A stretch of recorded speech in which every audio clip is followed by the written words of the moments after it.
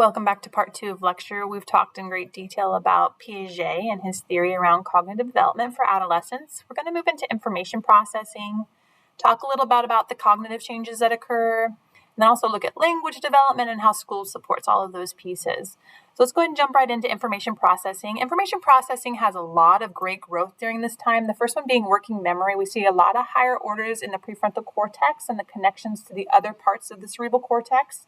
And because of this, more information can be held at once, which is very exciting. We also see a lot of gains in inhibition and improved functioning. We get able to take in relevant information and kind of discard irrelevant information at this point in time for both information and stimulus. We also see improvements in attention, more flexible and more selective in what we're choosing to attend to. Our planning also improved. We see increased organization that allows for multiple steps of planning to happen. Additionally, we see additional strategies around remembering things. We have more effective strategies, and our retrieval is much quicker around information. Another piece is that we have additional knowledge, right? We've been acquiring knowledge all of this time, and with more knowledge means less use of strategies, which means we can kind of access more things more readily. We also see improvements in metacognition and our awareness of our thoughts. With this awareness of thoughts, we're able to utilize more effective strategies for problem solving and learning. We kind of know what works for us. We also see improvements in self-regulation. We're better at in-the-moment monitoring of our behaviors, evaluating those behaviors in the moment, and kind of redirecting ourselves when we need to. All right, moving into cognitive changes that we see. So Piaget would explain these cognitive changes as being egocentric or egocentrism. He also said that we went through this at another time period, right? When we saw this in early childhood where we kind of only thought from our own perspective. He would argue that again in adolescence we go through egocentrism where we're starting to only think about ourselves. And this happens in two ways. The first is this idea of having an imaginary audience. We kind of behave like everyone is always watching us. And the other piece is this personal fable, the idea that we are the center of everybody's story. We're of high importance to everyone. Everybody's kind of always thinking about us. The reality is, though, it's not really another stage of egocentrism like Piaget thought. It actually comes down to more perspective taking. We have advances in perspective taking at this time period. So we do understand that people are having thoughts about us. We just kind of overgeneralize it and make it bigger than it actually is. People are having thoughts about us, but are we as important as we think we are when we're in adolescence? Not really. They might be thinking about us, but not as often as we think they are. All right, another thing that changes is this idea of idealism and criticism. We have much more possibility and ideas around what could be possible. We kind of have this understanding that anything could be possible if we allow it. And we can see all these alternatives, right? We see that come up with the formal operational stage, the idea that we are no longer limited by our previous knowledge. We see lots of alternatives. And so there's a lot of potential for possibilities, but it can also create some friction between parents because the alternatives may not be really all that plausible as we may think them to be in our adolescent time period. Another thing that changes for us is decision-making. When we look at a normal decision-making process as an adult, we go through these steps. We start by thinking about all the different possible options.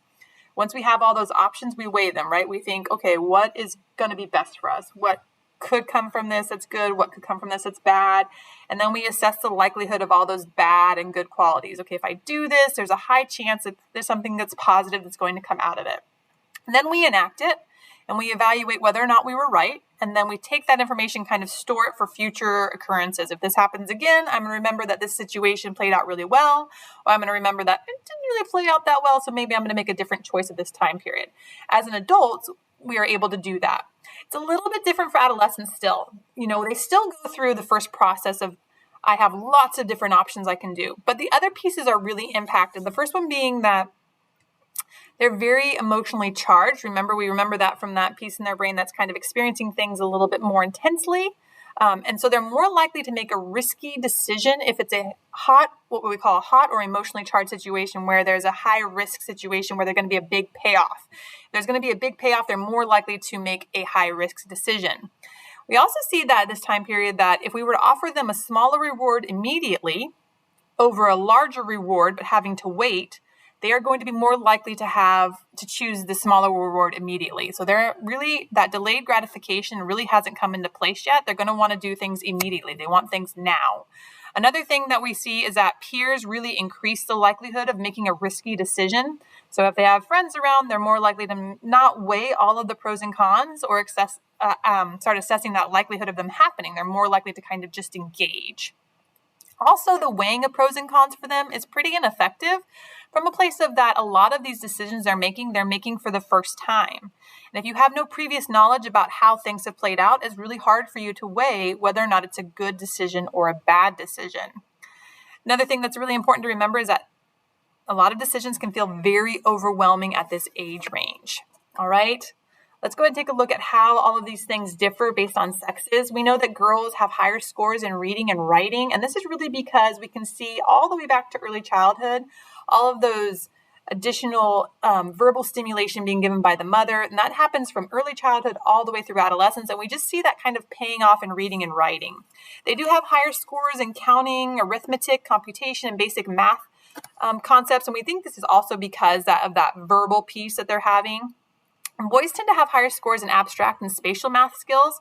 However, what I want to mention here is that, first off, girls from the ages of 9 to 15 have higher activity in language areas in the brain. But the second piece I want to mention about math is that we see studies coming out of the Nordic areas, Finland, Norway, Sweden, where they're really focusing on equality around math and those concepts. And what we're finding is that when they have that gender equality and they hold those expectations for both boys and girls the same, the scores in math are coming out most identically, or often sometimes reverse, where girls are actually scoring a little bit higher than boys in math. So we do see that most likely the differences we're seeing in math scores have less to do with biology and more to do with environment and society. So just something to keep in mind. Let's go ahead and jump into language development real fast. There's a lot of great language development that happens during the adolescent time period. The first is that we're going to see more use of abstract nouns and metacognitive verbs. Metacognitive verbs are those verbs that relate to how we're thinking, things like I realize, I conclude, I hypothesize. We also see gains in figurative language. Things like blood is thicker than water, bark is worse than his bite, I'm going to push you to do your best. When we think about push, the actual terminology being like I'm going to push, like I'm going to move you, but figuratively that could mean like I'm going to make you try harder, right? There are significant improvements in grammar as well during this time because they've had a lot of practice with their reading and writing. However, in the United States, only 1/4 of high school students are scoring proficient on grammar. So we still have a ways to go. We see some increases in pragmatics as well. They're able to start utilizing different styles to meet social context, so they understand that depending on what group they're joining, there might be different expectations and different behaviors that are socially acceptable, kind of starting to mold or change to fit the circumstance. They're also starting to reflect and engage in cognitive self-regulation. So, did I do a good job there? Did I say the right thing? What should I have done differently? Kind of that piece of when you come out of a social situation, you think, should I have said that? Did they receive that okay? Should I have made that joke? This is what's happening in adolescence. That's coming into play. Another thing that they're starting to do in adolescence is having practice and review. So they're not going into a situation without thinking about what they're going to say. This is something that as adults we probably do pretty often. If we go into a job interview, we think about our answers. If we're going to meet somebody new for the first time, we think about what we might say. If we go on a date for the first time, we might think about what they might ask, what they might like to hear, how we want to present ourselves. All of those things are coming into play for language development, and that's part of pragmatics, being able to use our language in a social situation. Okay, let's talk about school and vocation really quickly. High achieving students, the reason they're high achieving are multiple factors, and they really come down to these 4 factors. First off is child rearing practices. And if you haven't guessed by now, authoritative child rearing practices are going to be the best outcome. They want those high goals with a high level of support. Peer influences is also important. If you have peers who are also academically motivated, you are going to be more likely to engage at higher achievement levels as well. School characteristics matter. If you have a good relationship with your teacher, if you feel like you are able to participate, if you feel like you are represented in the curriculum, all of those pieces matter and whether or not you're going to be achieved at higher levels. And the last piece is employment schedule, recognizing that a lot of adolescents work. You really, in order to be a high achiever, the research would say you would need to work 15 hours or less in order to be able to be high achieving and apply yourself. All right, let's talk a little bit about how we think about groupings. We talked about groupings in mid-childhood and early childhood, this idea that You can group children all together based on their skills and have them all be the same, which is homogeneous, or you can group them so there's differing levels of abilities, which is heterogeneous. We see a change in adolescence at this point in time. So early on in mid-childhood, grouping children in a heterogeneous format wasn't always the best in mid-childhood because we saw that no children was really challenged and no child was really able to kind of pull themselves up. This shifts. In adolescence, a heterogeneous group actually increases motivation and achievement. So we really want to mix students together based on their current abilities. A homogeneous track actually has more of an issue because what happens is we tend to group students by ability and then they stay in those abilities. And that's what we also found in mid-childhood too. The problem here is that now that we're in adolescence, we're thinking about what we're going to be doing after school. So when you group students, you're basically assigning them to one job or lifestyle for the rest of their life. If you group them in a low track, they're going to be on a vocational track. And then this track leads to not being able to access higher courses because you're not going to have the previous knowledge or the prerequisites. So you're kind of predetermining their outcome after high school at this point in time if you put them in homogeneous groups. This is something to be mindful of. There are some characteristics that lead to additional dropping out. Student characteristics include if you have poor attendance, if you're not paying attention to class, if you already have poor grades, you don't like school, you have low expectations for yourself, you don't participate in a lot of extracurricular activities, if you're using drugs, or if you're somebody who's participating early in sexual activity. All of those things are going to increase your likelihood of dropping out, but there's additional characteristics because not all on the student, right?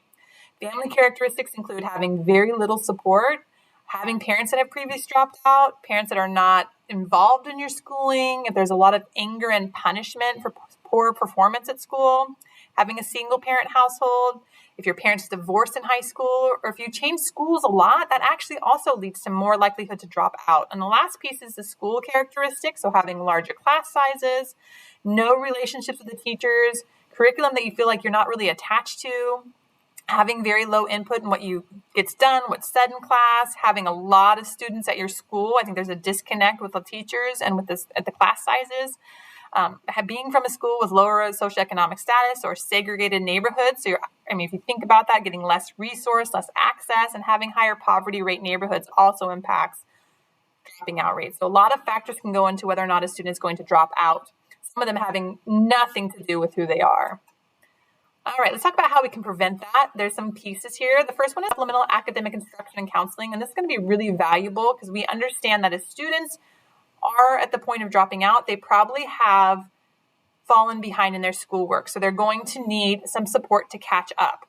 That's one piece. The other piece is if they've fallen that far behind, you can almost guarantee they're not going to be enjoying school. And so they really need to get to a place of having that counseling support, that social emotional support to get back and feeling good about their experiences at school. We also want to make sure we have high quality vocational education. And this is not because we're setting them up to go on a vocational track and not to college. It's because some students need a connection with real life work to understand why they're learning something. So you're learning math because you need to be able to buy a home one day. You're learning math because maybe you're going to be able to measure things as a chef. These things all apply to real life experiences. We also need to make sure we're addressing factors in students' lives and understanding that students have additional stress outside of school. So how can we help them be emotionally supported? How can we help them ensure that they have the things that they need so they don't have to work more than 15 hours a week? And then the last piece being participation in extracurricular activities. We understand that if you're participating in other parts of school, you are more likely to enjoy it and therefore less likely to drop out. All right, when we think about selecting a vocation, so you've made it through school, how are you going to select a vocation? A big piece of that is your personality. And these are the 6 personality kind of characteristics we look at. The first being investigative. And those are people who like working with ideas and science. So they're going to be anthropologists, engineers, maybe a chemist. Then we have people who really enjoy being social and they enjoy interacting with people and social services, things like social service workers, teachers, childcare workers. We also have people who are more realistic, and those are people who really enjoy working with real-world problems and working with objects. That's going to be somebody who's more likely to go into construction or plumbing or surveying. We also have people who tend to be more artistic, right? So they enjoy individual expression and working with emotions, and we're really thinking about people going in more into writing and music. We also have conventional people who tend to be really enjoying well-structured tasks. They value material items. And social status, those are going to be people who are going to be more likely to be bankers and accounting and things having to do with money. And the last one is enterprising. People who are adventurous really are persuasive and strong leaders, and they're going to really more likely to lean towards things around sales and supervising.